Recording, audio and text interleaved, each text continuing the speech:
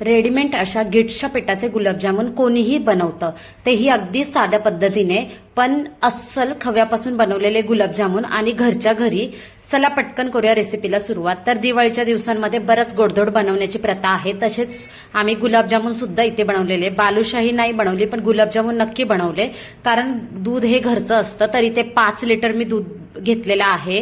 ह्याची निशाणी तुम्हाला दिसत असेल. पातेल्यामध्ये बरंच होतं, पण आटवून इतकं राहिलेलं आहे.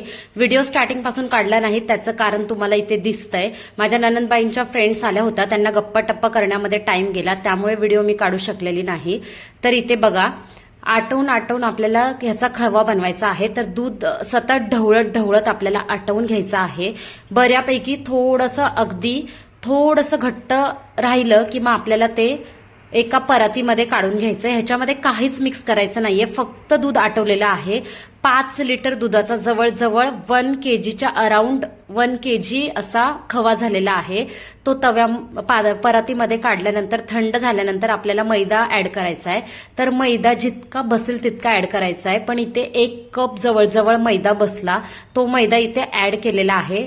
चाळून व्यवस्थित घ्यायचा आपल्याला मैदा. आणि मग आपण चपातीचं पीठ कसं मळतो तसं त्या टाईपचं पीठ मळून आपल्याला गोळा बनवून घ्यायचा आहे. आता ह्या खव्याचे आणि मैद्याचे असे छोटे छोटे बॉल्स बनवून घ्यायचे आहे. बघा, खव्याचं प्रमाण 1 kg आहे आणि मैदा फक्त 1 कप म्हणजेच 1 छोटी वाटी इतका मैदा ह्याच्यामध्ये बसलेला आहे. थोडा हलका चिमूटभर खायचा सोडा सुद्धा टाकलेला आहे ह्याच्यामध्ये.